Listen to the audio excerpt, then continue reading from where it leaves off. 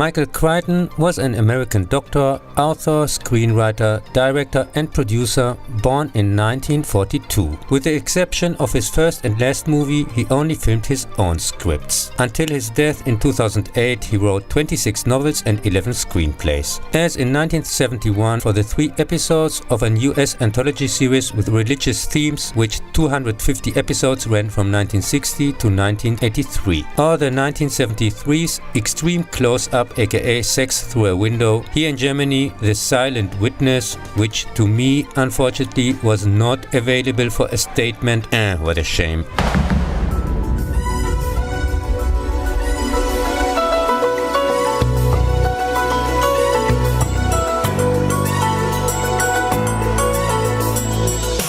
But also for Emergency Room, one of the most successful TV series ever. The more than 300 episodes of what I consider to be by far the best hospital series, with James Newton Howard's iconic theme music, aired from 1994 to 2009.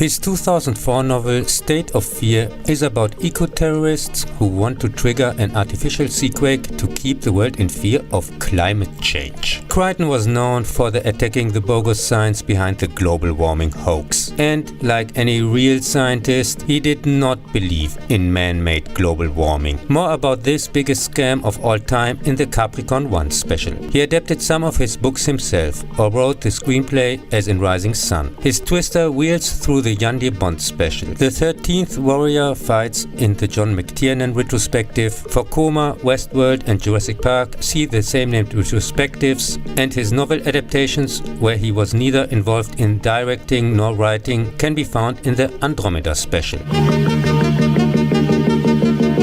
In the passable 1972 US television thriller Pursuit, someone tries to carry out a poison gas attack at a political party meeting by combining 2 different chemicals, which an FBI agent tries to prevent. Crichton's directorial debut is based relatively faithfully, the book is somewhat more detailed, on his 11th published novel Binary from the same year. It was the 8th and last time he used the pen name John Lang. At the time, the production company insisted that at least the screenplay for the rookie director be written by a professional. It was also his first collaboration with film composer Jerry Goldsmith, who later scored several of his directorials. The Great Train Robbery from 1978, based on the same named 1975 novel, is about the actual theft of gold from a moving train in 1855, historically known as the Great Gold Robbery, on which Crichton's book is loosely based. Here, the gentleman thief Edward Pierce plans the robbery in Victorian England over months of preparation using observation, bribery and deception. To this end, he and his accomplices secretly obtain impressions of the safe keys, lead bars as weight dummies and finally access to the wagon. The First Great Train Robbery, the original title of the British production, because there the 1963 robbery is called The Great Train Robbery, with iconic, often quoted and copied score by Jerry Goldsmith, is very well cast and carefully staged. Made twice of the estimated $6 to $7 million budget just in the US back, and is considered a financial and critical success. The extremely entertaining heist fun tells the same story as the more detailed novel in a much faster and funnier way. The novel recounts the events straightforward and objective in retrospect, based on the subsequent court case with a narrator. Movie and book are both very good, and paint especially the novel, which also goes with some of the historical events of the time in much more detail, an astonishingly accurate, carefully researched picture of the period.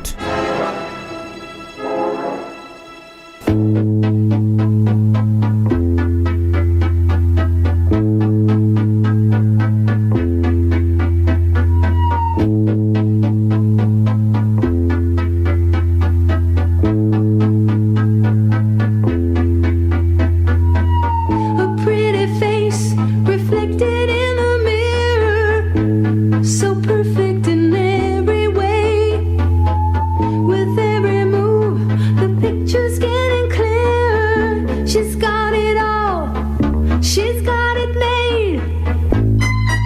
In Looker from 1981, here in Germany released as No Off-the-Shelf Murder, photo models from commercials, all of whom had cosmetic surgery involving minimal adjustments, barely visible, in principle completely unnecessary, fall victim to a mysterious series of accidents. But when she smiles, is she really smiling? She's the only one who really knows.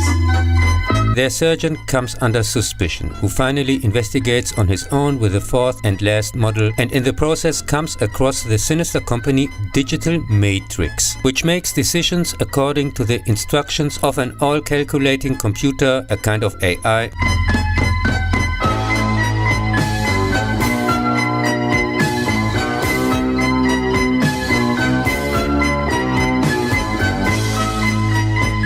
Which has further development in television advertising using light pulses to subconsciously influence consumers, and has arranged for some models cosmetic surgery to make them perfect, maximize their visual impact.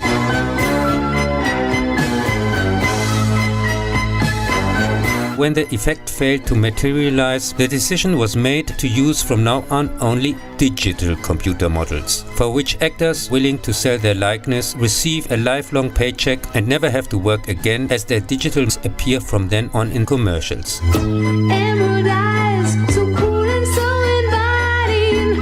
Hide the side, she never shows. She's a looker, that's what they say. She's got it all, yeah, she's got it made. She's a looker with the beautiful face, always on display.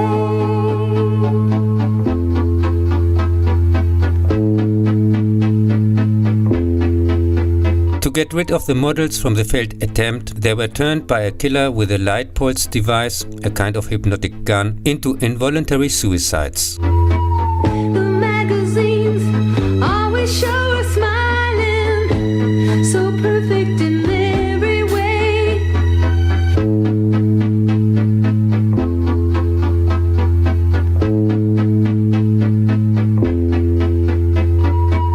But in the night, I hear a young girl crying. She's got it all, she's got it made. She's a looker, that's what they say. She's got it all, yeah, she's got it made. She's a looker with the beautiful face, always on display. The frighteningly far-sighted insider tip, with a very nice Barry DeForson soundtrack and same-named cult theme song by Sue Sutt, made just $3 million of its $8 to $12 million costs in the US back, and was a flop that received mostly negative feedback.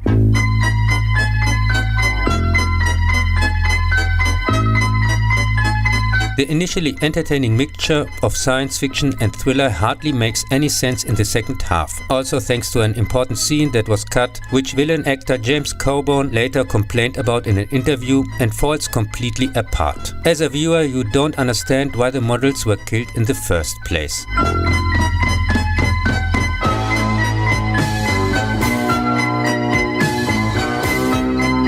After all, the fourth agreed to the scanning and contract terms to use her likeness. In the missing sequence, the villain explains that the perfected models could draw the competition to conclusions about their computer's capabilities. Whatever. The movie clearly warns of the total manipulation by technology, and shows many things that are no longer fiction, but reality, like commercial computer-generated images, deepfakes, here using the example of a politician, tracking of viewing habits and targeted advertising, electronic building surveillance, entry with security cards, cleaning robots, decisions made by algorithms based on statistics, and so on.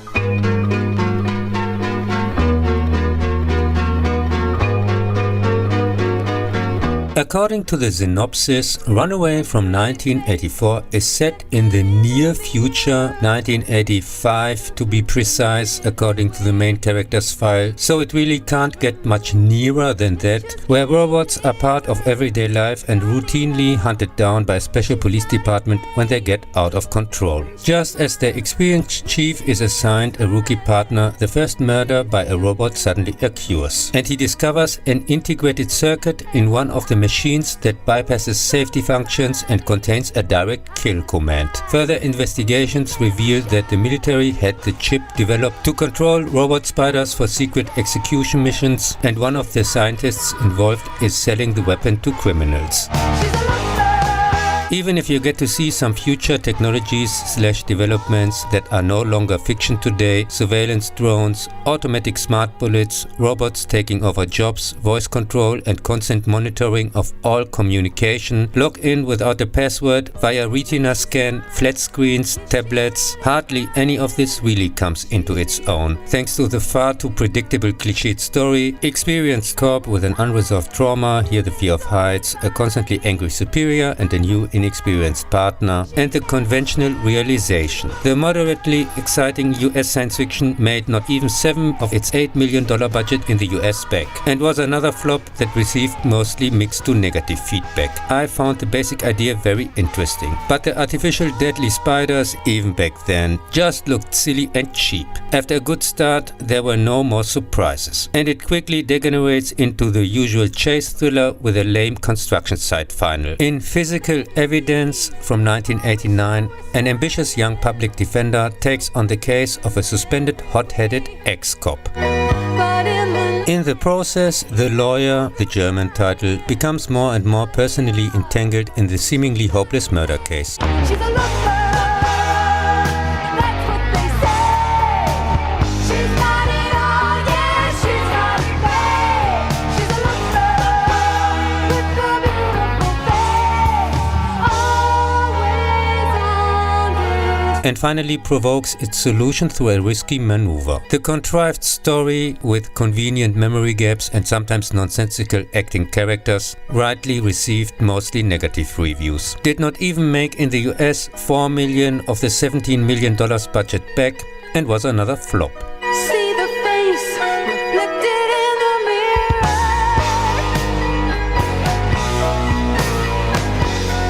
With every move, the picture's getting clearer. In Rising Sun from 1993 by Philip Kaufman, see also Invasion of the Body Snatchers. In a meeting room at an US-Japanese company corporation party, a high-class call girl is found murdered. A mismatched duo, LAPD contact officer Webb Smith and Japan specialist John Connor, investigate under increasing political pressure. Also, evidence has been falsified using the most sophisticated technical means available. The Cradle of the Sun, the German movie title, grossed more than $100 million worldwide at costs of $40 million, and received rather mixed feedback across the board.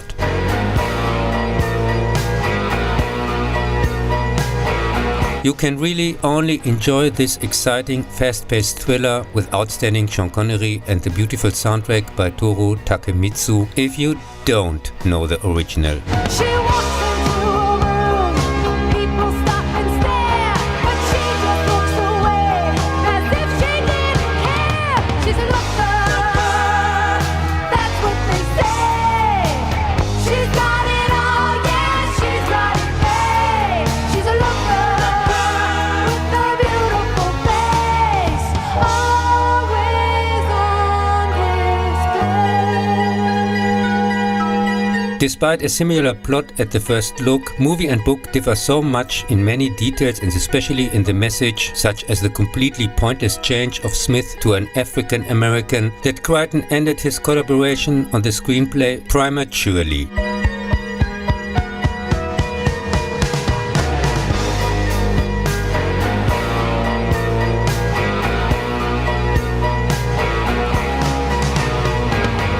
his tendentially anti-Japanese, extremely interesting novel from the previous year in Germany, Nippon Connection, which caused some discussion due to its alleged racism, describes in great detail how it seemed at the time as if Japanese corporations were taking over everything. Unlike in the so-called adaptation, there is no romantic interest between Smith and Asakuma. The movie also completely changes the identity of the killer.